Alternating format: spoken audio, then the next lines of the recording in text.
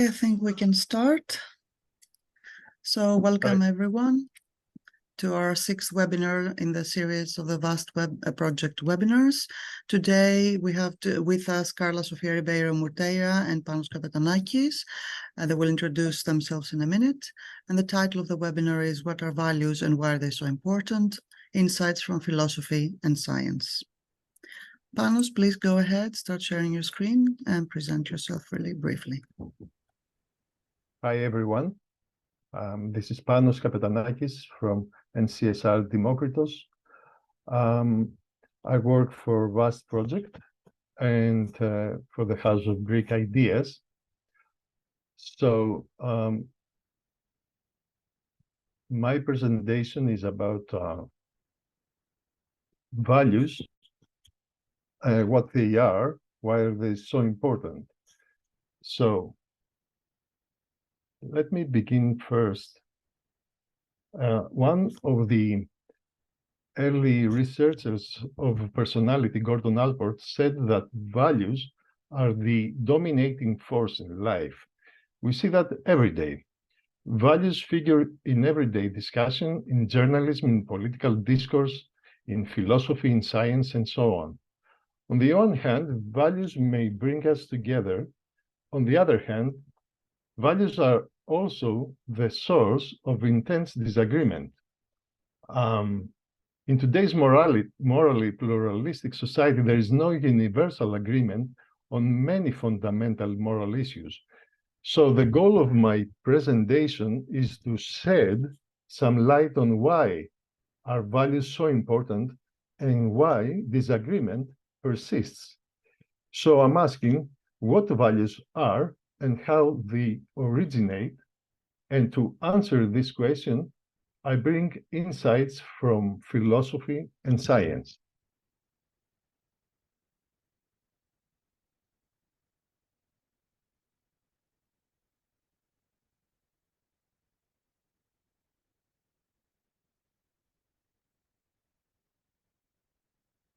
To understand what values are, our main question, I review philosophical, scientific, and folk understanding of values. Then I bring theories about where values come from.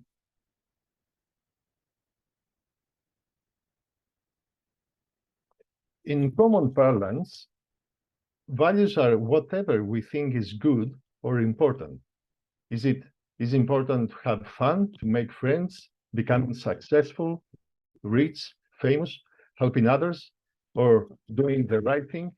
So the term values also refers to ideals that guide our behavior, such as when we uphold that freedom is an ideal. Also, since values express what is important or ideal, values also act as standards or principles of evaluation and action. So when we say that equality is good, we imply that we ought to promote equality. For the philosopher, value means good. So the understanding of values for the philosopher is in line with folk understanding. Values are whatever a person or group considers important and good, and hence appropriate.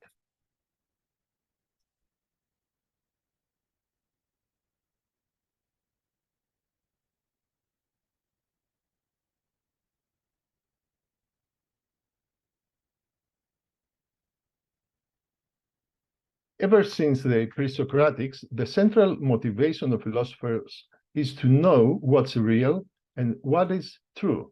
This is a central motivation of all humans, of course, because we seek to distinguish between truth and falsehood, between reality and fantasy.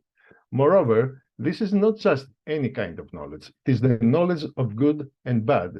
So we enter the sphere of practical philosophy. For millennia, philosophers have tried to explain the problem of persistent disagreement among people and cultures regarding the good and the good life in particular. So when philosophers ask what values are, they ask, is value subjective or objective? And is what we consider valuable really valuable or not? But what do we mean by objective? Philosophers say that things like shapes, protons, cars, and ice creams, and every material being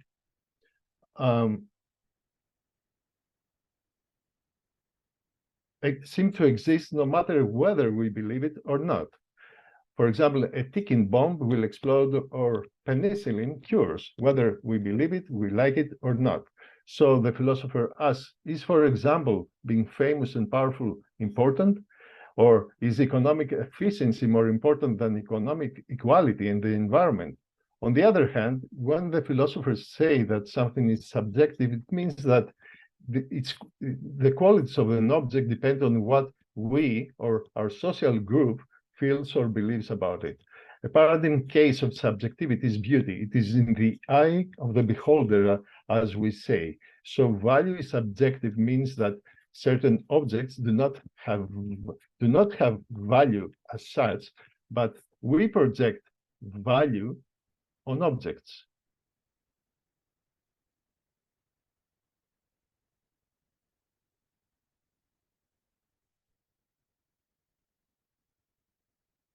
While the concept and term values emerged in philosophy, social scientists gradually separated it from the philosophical agenda because they are concerned with what is important or valuable for individuals and societies, not with what should be important or valuable.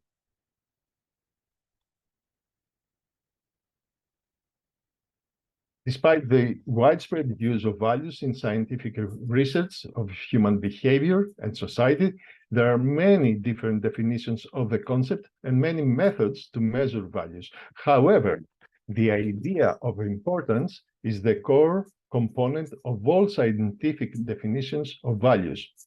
A vast literature on psychology, philosophy, economics, anthropology, sociology concurs that values are criteria or principles by which we make judgments about importance and goodness. So we can usefully put the various definitions in three groups.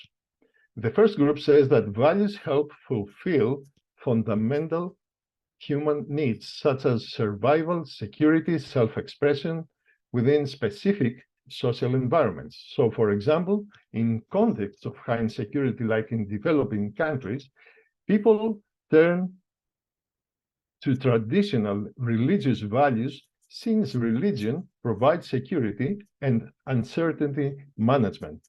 Whereas in highly developed, secure countries, individuals rely more on secular values. A second group of definitions says that values are motivational constructs and behavioral guides. Values are guides for survival, guides for goodness, guides for best possible living, and guides for ordering the importance of various goods. A third group of definitions views values as cultural constructions which shape individuals' value priorities and at the same time differentiate cultures. For example, the values of individualism versus the value of collectivism differentiate a culture's emphasis on the individual as unique and autonomous, or it emphasizes group goals as superior to individual goals.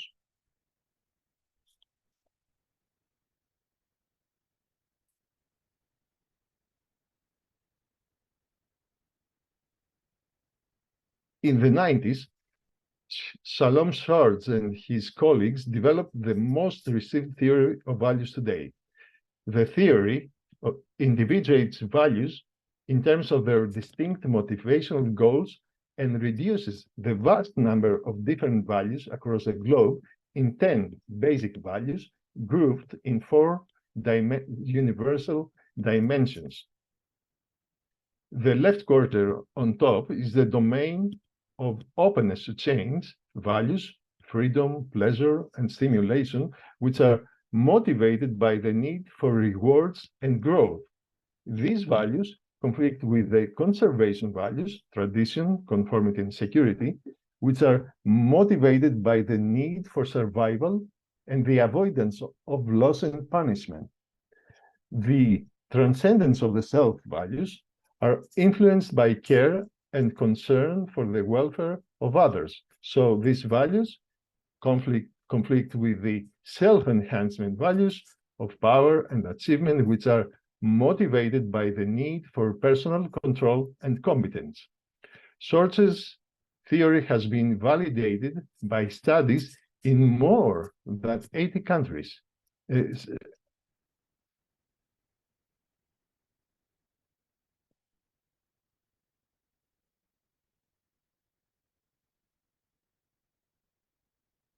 Values appear to have common biological origins and cultural origins. Empirical studies by Schwartz and his colleagues have found that different cultures have similar value priorities. In particular, benevolence and self-direction values are found to be the most important values across all cultures studied, whereas power was found to be least important. But what is the origin of values and value priorities? With his phylogenetic perspective, Schwartz explains that the similarity of value priorities across cultures derives from the basic biological imperative to live, survive, and flourish through coordinated social interaction.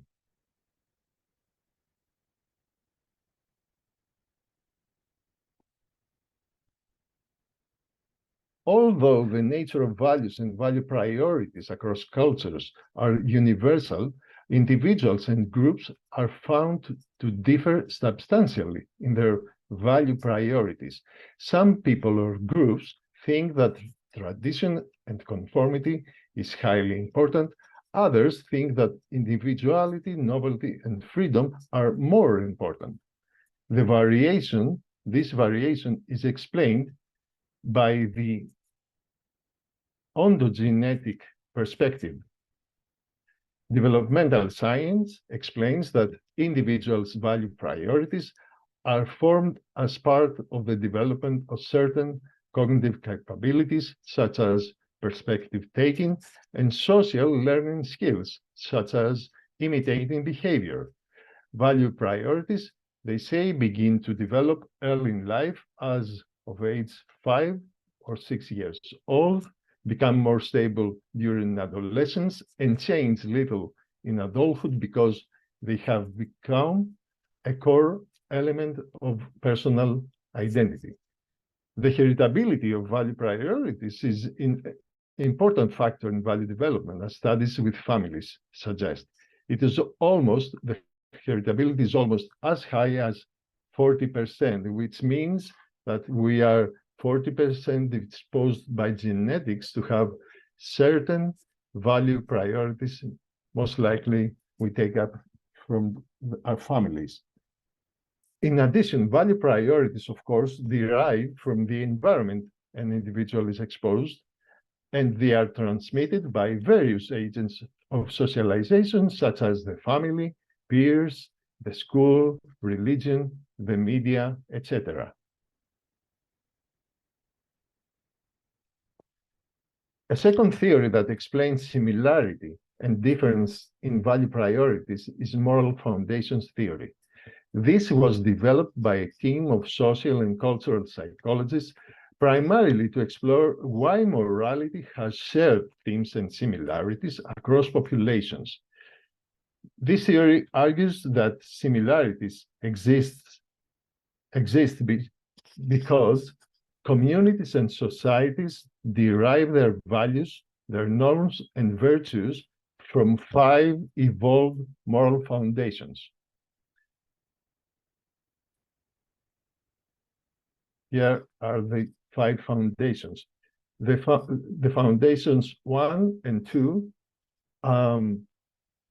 perform a moral function by redirecting the individual's focus from selfish desires to the needs and rights of other individuals. Regarding foundations 3, 4, and 5, the moral function of these foundations consists in binding moral agents into roles and duties that make them sacrifice their self-interest for a group or for a system or a religious cause. This is important because these foundations foster social cohesion and order to the benefit of the group.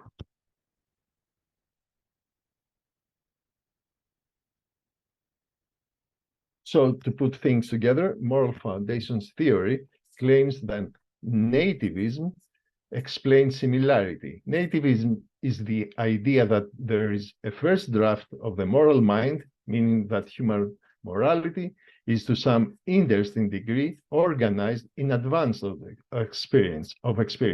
It is hardwired. Then comes cultural learning. The idea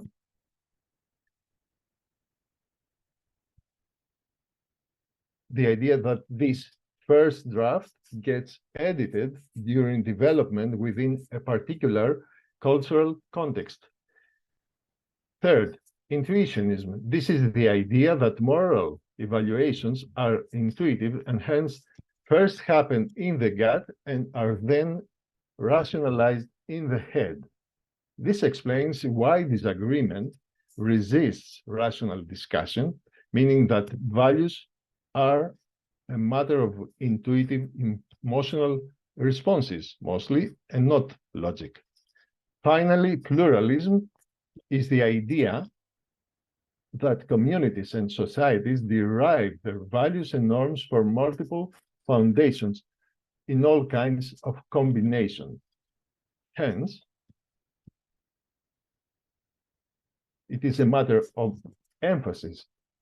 Cultural variation results from differences in priority.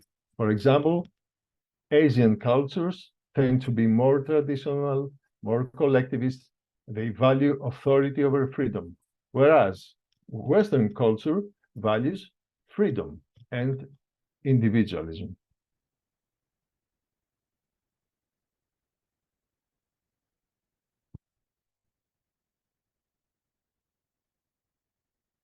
Let us move now to the second question.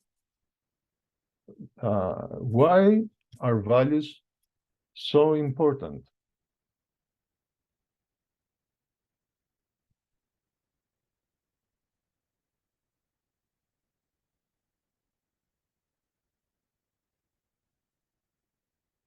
For philosophers, values are essential and exclusive to being human. Thinking and feeling does not make us unique because machines also think, animals also feel. However, only humans use the category of values.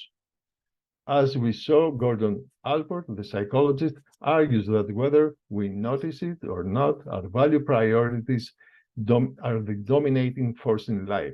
So whether we choose between consumer goods, whether we decide whom to marry or which political candidate to elect, whether we ask ourselves what is morally right or beautiful or sacred, values play a crucial role. In other words, they are a powerful source of motivation, self-identity, choice, and behavior.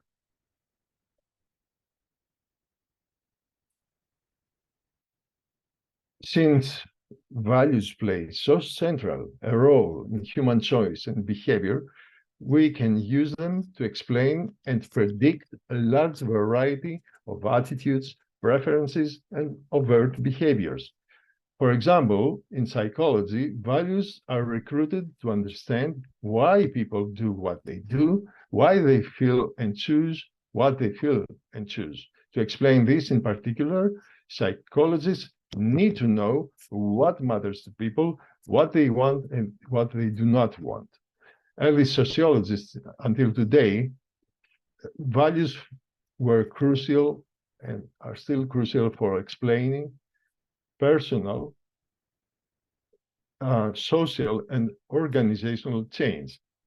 Economists also use value as a construct to modeling choices.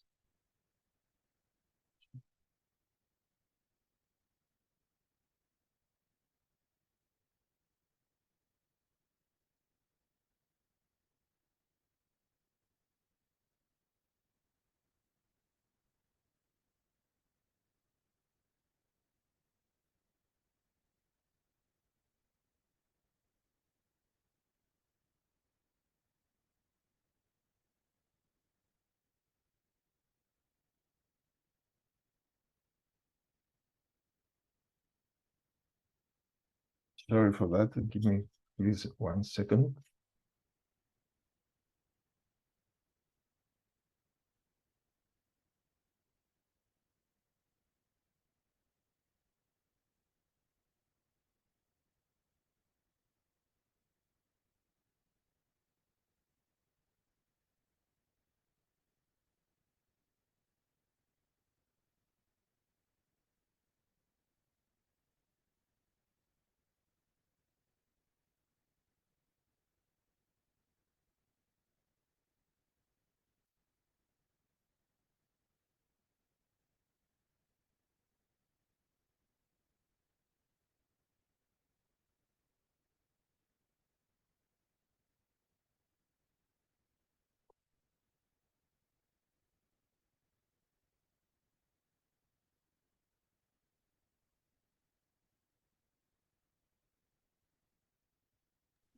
Okay, Panos, you can run it as is.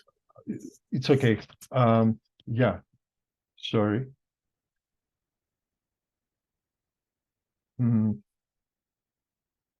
Okay, it's okay now. Thank you. Sorry for the delay.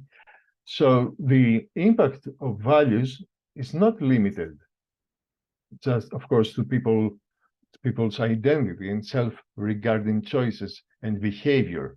Also, values are studied for their impact on pro-social and moral behavior. I mean, the actions, those actions intended to protect or to enhance the welfare of others. Morality evolved as a system that regulates selfishness and so makes social life possible. Evolution created moral systems to maintain cooperation in order to promote survival, reproduction, and well-being.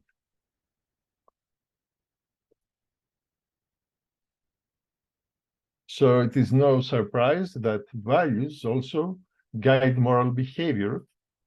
According to this four-function model, moral values are involved in, first, moral perception. Second, they are the standards by which we judge and weigh alternative options about what is good to do.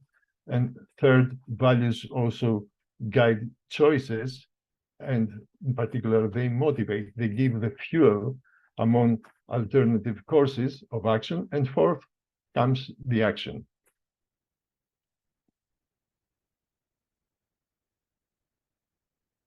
Having seen what values are and how they originate, we have gained an insight in their importance and why there is similarity and disagreement. But is disagreement resolvable, can be resolved? We can summarize this perennial problem with a famous dilemma based on Plato. The dilemma is either something is valuable because we prefer or like it, or because it is what a specific social group agrees, or we prefer this thing because it really is valuable.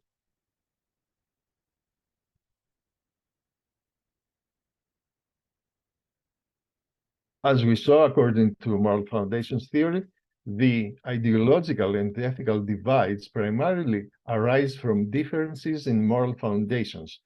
It's meaning where a society puts more weight on.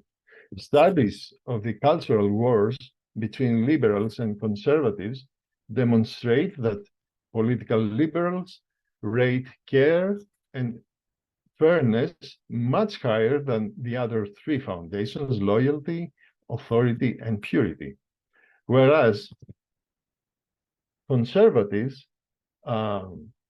political conservatives, tend to give equal considerations to all five foundations.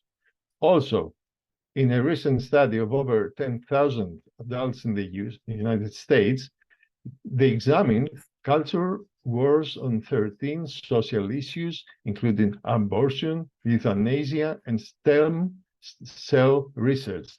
And the study reports that the Sanctity Purity Foundation best predicted disapproval towards these issues.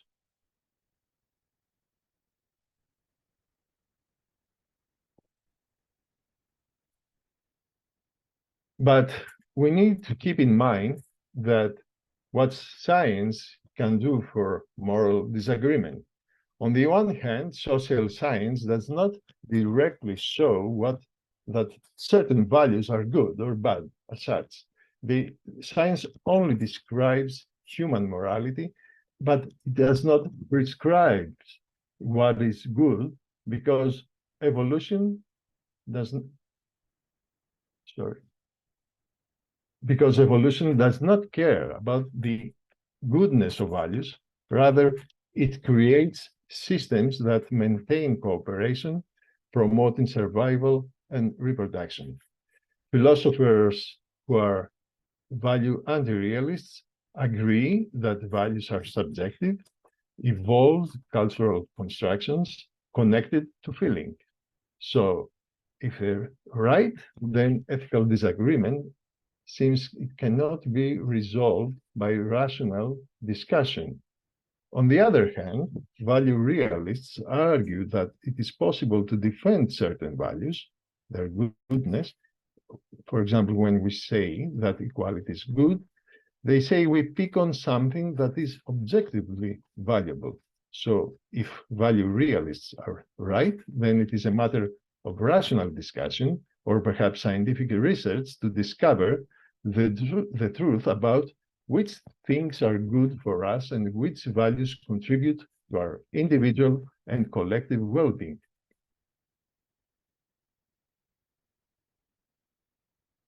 The difficulty, of course, is to find one answer to what well-being is.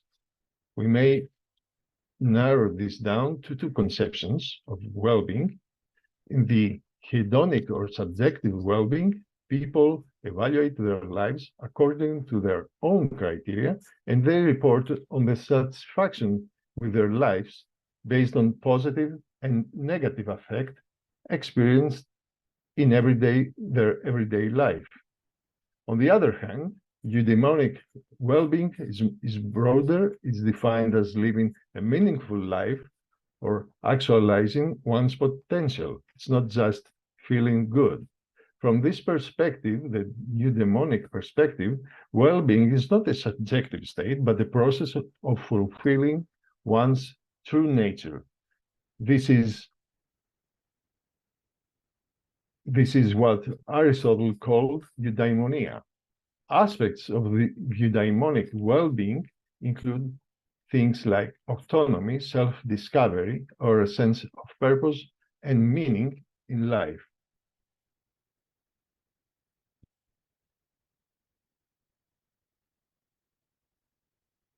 There are also correlational studies which link specific values with well-being.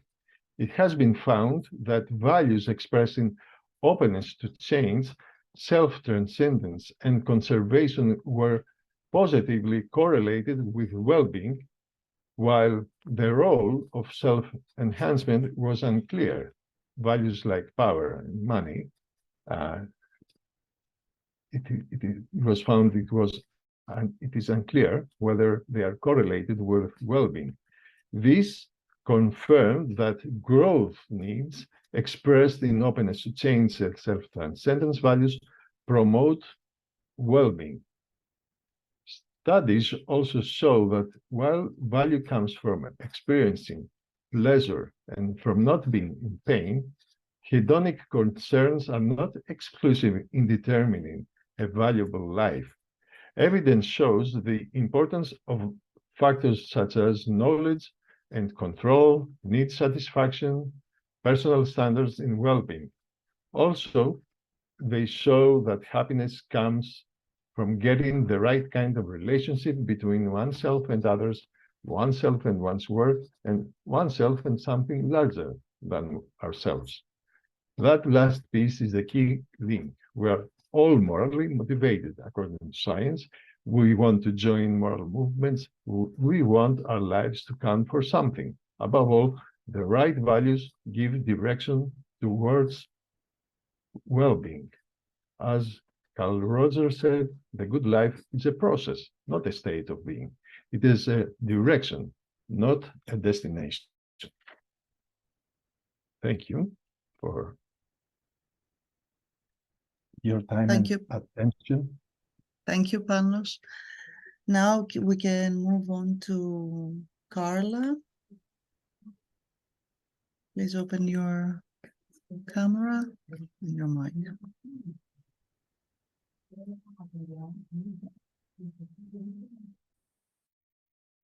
Hello, good afternoon. I'm just going to share my screen.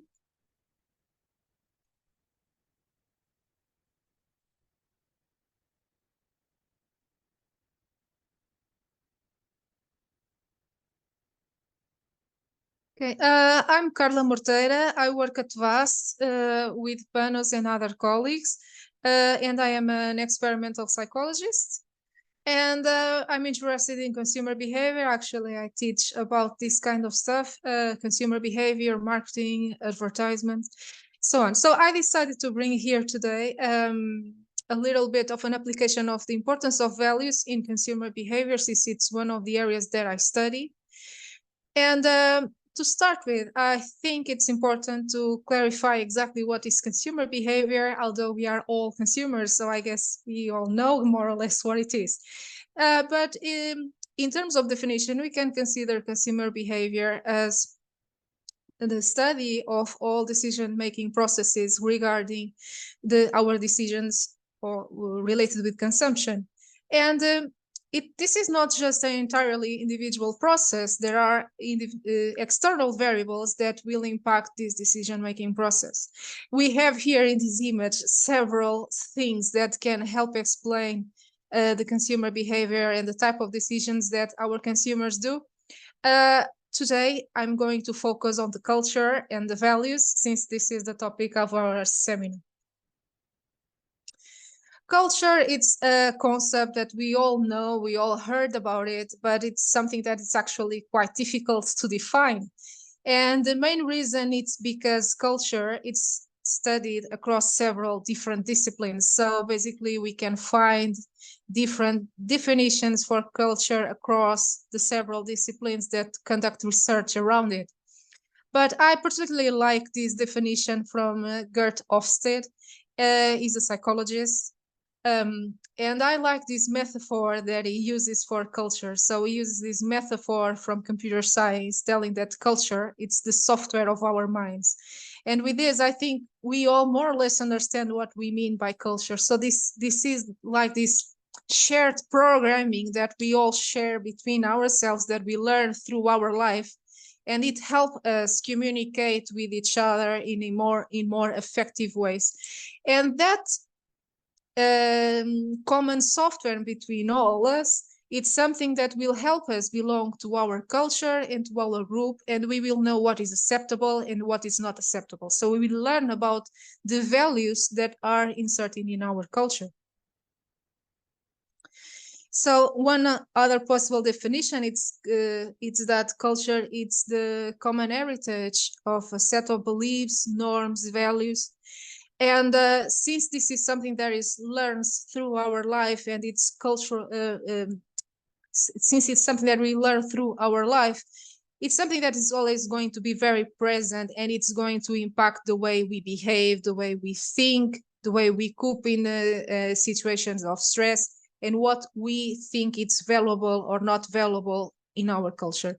And we learn all these unspoken rules that make part of our culture through social influence and conformity behavioral processes, because we want to fit in our cultures. Well, we want to avoid the social ostracism that would come up. So this culture, as I already said, is something that is shared, it's learned, because we start learning it since the moment that we were born, and we never stop it, because our culture, it's continuously evolving as well. And this culture, it's very important for us because it provides us the rules, the prescriptive rules that we need to follow to fit in our culture. Because of that, we can say that this culture is going to be very important to supply the needs. So if we look here to the hierarchical Maslow pyramid of needs, we have here that the culture will help fulfilling the three main bases of this pyramid, because it provides the stability, it provides the security, it provides the organization and the affiliation that it's so important among human beings. So this culture is going to help us having at least these three basic needs supported since the very beginning, so we can feel safe and we can feel that we belong and we know how to act in different contexts. So as I said, this culture, it's something that it's going to be continuously developing, because it's the end product of the human interactions, and several things will help in these involvements. The main things are the production of ideologies, the beliefs, the new ideas that come up due to the fact that individuals organize between themselves in organizations, different social identities and groups that are starting global. Let's say we live in a global world nowadays. It's not just in our countries, don't have just people from one nationality. We have an increase of immigration, so we start bringing new values, new cultures to our countries, and that is something that is going to help us improve our beliefs, belief systems and ideas in our own culture. So that is something that is going to bring involvement in the long term. And also we have other part that it's not just about human interactions, which is the technological part.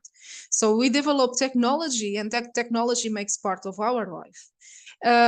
Technology, it's something that it will always be something very important for the development of cultures. And nowadays we are facing a new involvement with the advent of the artificial intelligence. So we are expecting that in the next years we will see fundamental changes in the way society operates. But we are here to talk about consumer behavior. So we already showed that the culture impacts the way people behave and the way they think and what they value.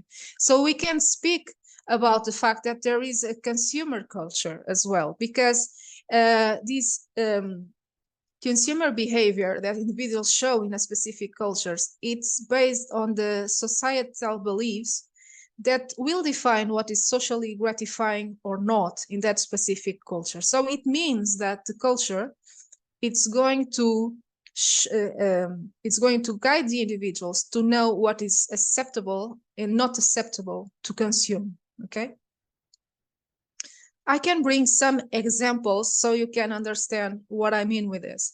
So we are all familiar with different religious groups. So if we think about the Hinduism, we know that they are not in favor of consuming beef, because for them, cows are a sacred animal. In the case of Muslims and Jews, they are not. They do not support the consume of pork meat, because it's something that it's not in favor of their religious beliefs. But if we think about other things that are not necessarily related with religion, we can think about the consumption of cannabis, for instance. There are countries that accept that consumption, and there are other countries that are completely against it, and some of them consider it an act of a felony. So we can see that the culture here can have an impact just thinking about three different products, and the same happens with other products. I just remember these three ones. So I would like to bring here today an application of the values or the system of values that we already know that exist. And this system of values that I'm bringing here today, it's the Schwartz system. My colleague already talked about it, but I will go speak a little bit again because it's important for what we are going to do next, because we are going to start checking some marketing communications, namely advertising, and we will try to see how these values were applied in the marketing communication. Okay, so if a marketing if a brand company wants to advertise their own products, they want to be aware of the culture that surrounds their consumers. Because if they communicate in a way that their consumers understand, so by using their cultural beliefs, their cultural system in the message that is conveyed, the message is going to be much simpler to understand to the consumer, and it's going to be much more effective as well. So, but before going there, let's just see here the personal values from Schwartz. So he proposed 10 values. Nowadays, actually, there are a theory with 19, but let's just focus on the 10 values framework. And these values are quite different, and they show different predispositions from people to behave in certain ways. So we have this value of self-direction, which is the independence of thought and action, so people can create their own things and explore the world. We have the value of stimulation, which is related with everything that is new in our life: excitement, novelty, openness to change.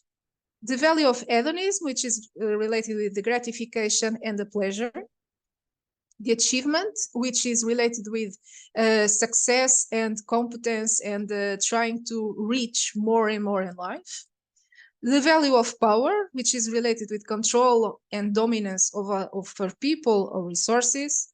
The value of security, which is related with safety, harmony, stability. The conformity, which is the restraint of action, so people will tend to show the same behaviors that are socially accepted in their culture, so people will try to not violate the social norms. We have the value of tradition, which is the respect, the commitment, and the acceptance of the social customs and ideas that exist in our culture or religion. We also have the value of benevolence, which is related with the perseverance and enhancement of social relationships and trying to take care of each other. And then we have the value of universalism, which is related with the sense of tolerance, justice, protection of the welfare and other people, human rights, human dignity, and so on. I can say that, and studies show that in Europe, there are 3 values that are extremely important for all Europeans, and I mean the values of self-direction, the values of benevolence, and the values of universalism. So if in a marketing strategy we find a way to show this or implement these values in our message, we can reach much easily our consumer and convey the message in a simpler way. We have here 3 advertisements. So they are from 3 European countries. This one, it's from Italy.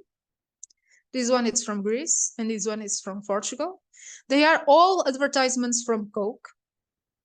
Of course, the main goal is to share the product, share the brand, and create brand awareness among the customers or targets. And but we can see that we have some commonality in the way the communication is developed. So we see that all the MUPIs have social relationships here associated with the product Coca-Cola. The reason why this is being done, it's because Coca-Cola knows that for European people and for these societies in specific, benevolence is something that is important. So we are people that give a lot of importance to the good quality of relationships and for the values of affiliation between people. So in this case, we have in these 2 advertisements clearly a group of people having fun in the presence of Coca-Cola. In this one, we don't have a group of people, we have just a couple, but they are also sharing food with each other. So there's a moment of affiliation between them. It could be a celebration as well.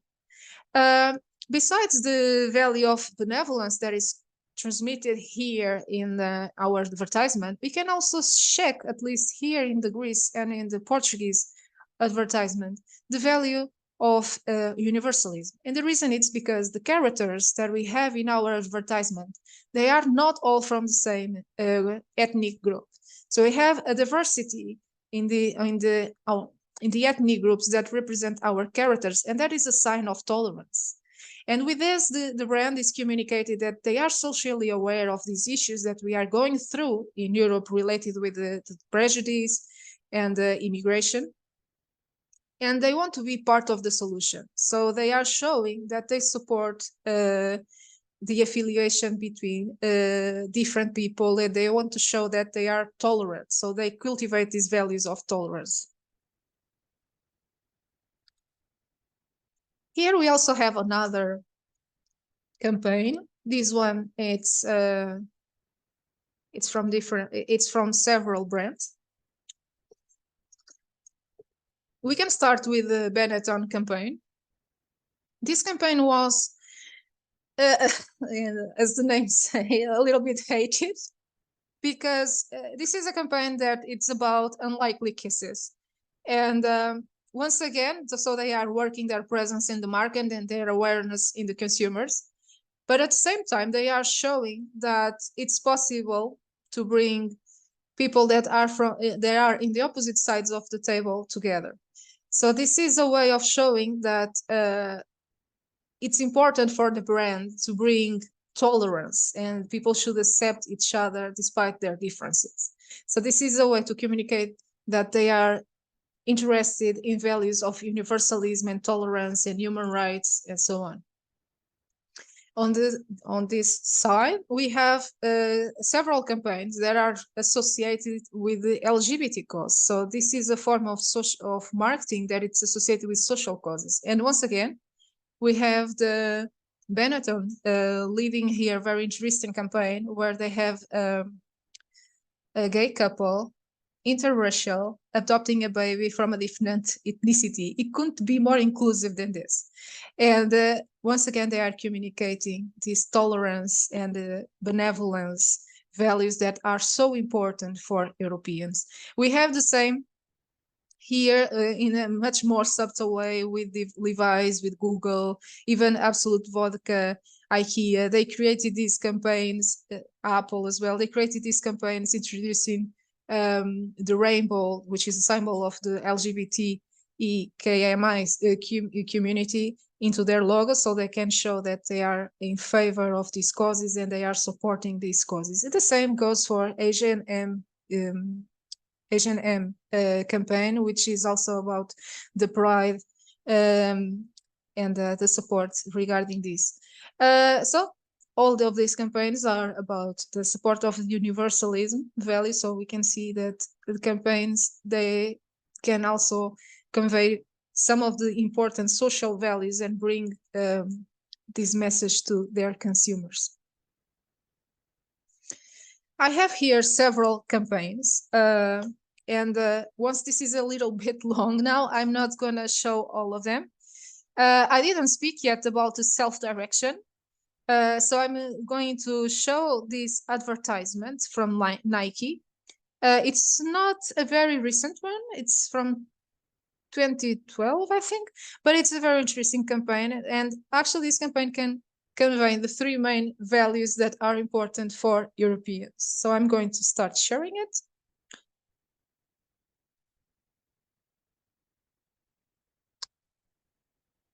Just a minute, I will unshare because I forgot to do one thing when I shared, or I think I forgot. Actually, it was okay. That's good. So I'm just going to share this.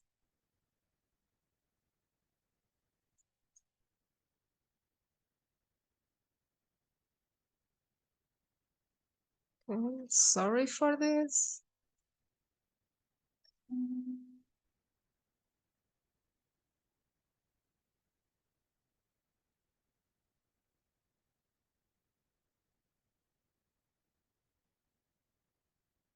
Let's see if now it works.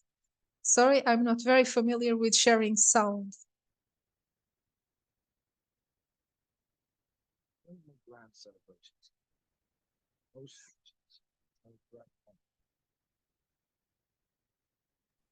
It's not shared. Sorry. Okay.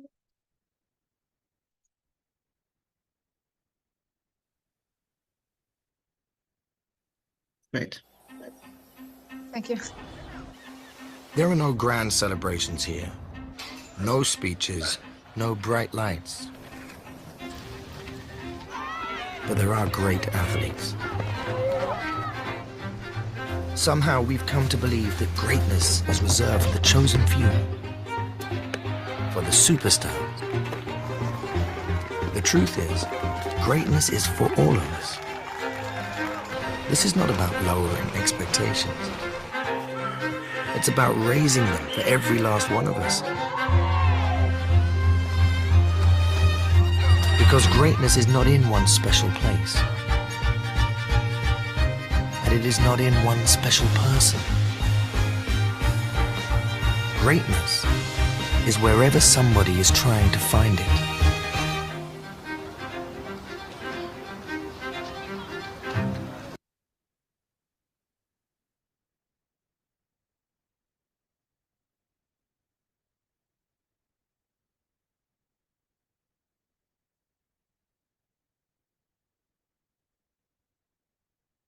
So we saw this campaign from Nike, and we could understand that this campaign was about self-direction and achievement of goals. So this is a campaign that aimed to bring some sort of motivation to their customers and no customers, and trying to let them know that they can reach whatever they want in their lives despite of the difficulties that they are facing at that moment. We have these values clearly conveyed here, the value of self-direction and achievement, but we also have the value of benevolence, for instance, because we have here people celebrating together in celebrating the sports and the act of being of practicing sports together. But we also have the value of universalism, because we have a lot of cues here that provide some tolerance here. We have people that are handicapped doing sports. We also have people from different ethnicities as characters of this plot. So we could see just in one simple advertisement at least 4 values that are conveyed according to the Schwartz system. I could show more advertisement, but this is something that is going a little bit long now. So probably I will advance.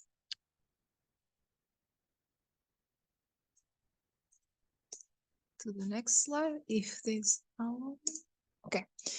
And just to provide a conclusion regarding it. So we know that the communication of values, it's something that it's common in our daily life. It doesn't happen just when people interact with each other. And in fact, advertisement and any form of marketing communication can, in the same way, use those values to facilitate the passing of a message. So I would say that any effective marketing communication will always consider the consumer's background, cultural background, to develop the message. This message is going to be much more effective because it's going to be something that will catch the user's attention much more easily. Also, brands can also associate themselves with values that will be relevant for their consumers. We know nowadays that people are especially worried about environmental issues. So we know that there are several brands now using the universalism values related with the protection of nature in their own marketing campaigns. Also, this is something that will help the brands building the attitudes from their customers towards the brand, because for them it's important to be perceived as a brand that is positive, that is socially aware, and communicating values. It's definitely a way of going and getting a better brand awareness. So for my side, it's everything. I hope it helps somehow, and if there are questions, I will be happy to answer them. Thank you.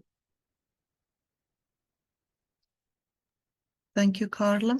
If anyone has any questions, they can place them in the chat or raise their hand so we can give them access to speak.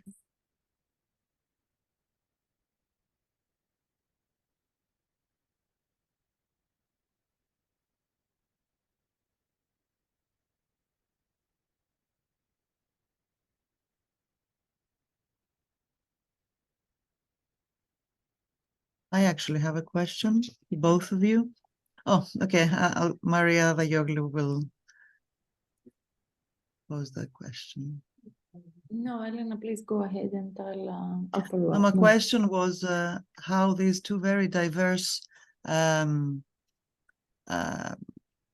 positions, the one in advertising, the one in ancient values, basically are linked. I kind of got an answer, but I would also like your to hear your opinion, either Panos or Carla. Can I also ask my question, because I think it's more or less related to Elena's, Okay. maybe a different formulation, but yeah, I would also basically ask how could you exploit basically the results from VAST into consumer behavior? I think they're more or less the same question. So.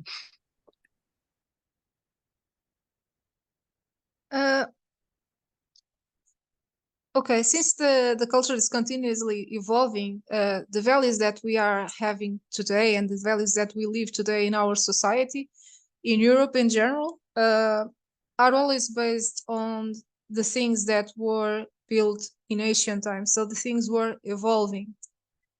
And in terms of us, yes, I would say that the VAST project can provide some interesting insights, even for consumer behavior, because we know more specifically what are people valuing nowadays. We have these big surveys from the European Social Survey and the Values World Survey, but it's always interesting to bring to people some piece of art, as we do at VAST, and see how they feel and how they understood that piece of art. And I'm thinking now particularly about the fairy tales, because fairy tales is something that actually it's used in advertisement as well. Sometimes we use some of the really well familiar plots from fairy tales to elaborate an advertisement, and we explore the values that are conveyed in that fairy tale. So we can bring the message in a simpler way to our consumers. Thank you. So this is how I see the connection.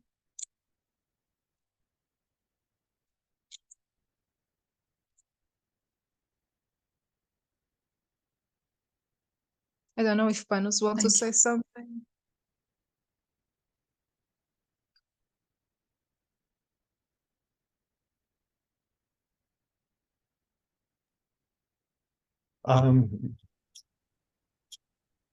Thank you, Carla. I'm just checking my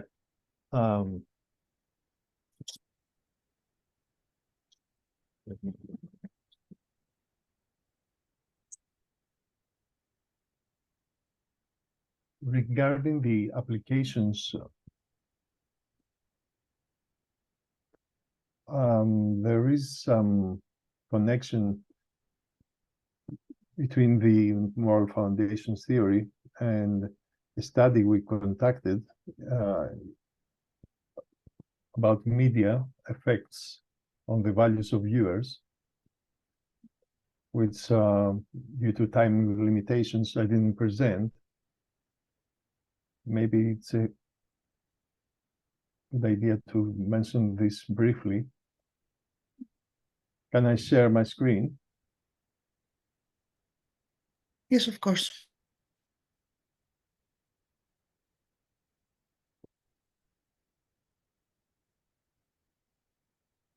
So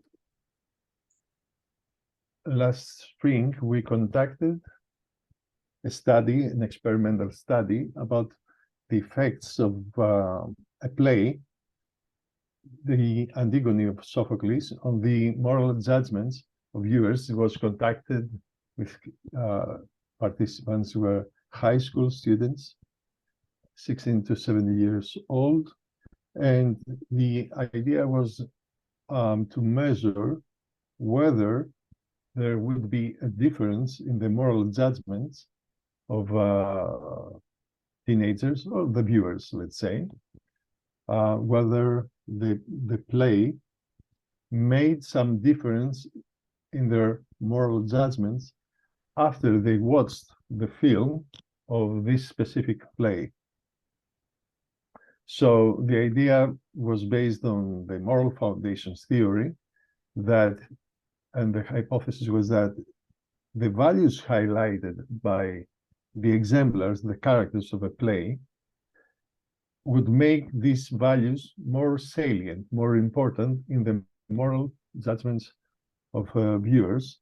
Based on the theory of moral foundations, it is that the exemplars activate specific moral intuitions in all viewers. This is the hypothesis we made. And so we measured the moral judgments of the viewers before watching the play and after watching the play, and we measure for possible differences. So that's in relation to VAST and the application of values, the values and the narratives of the values on the morality of viewers. Thank you. That's great. Thank you very much. If we don't have any other questions, we can close the session.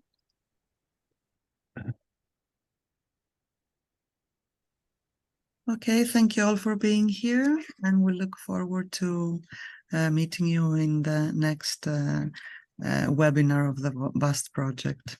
Take care. Good night. Thank you. Thank you. Thank you.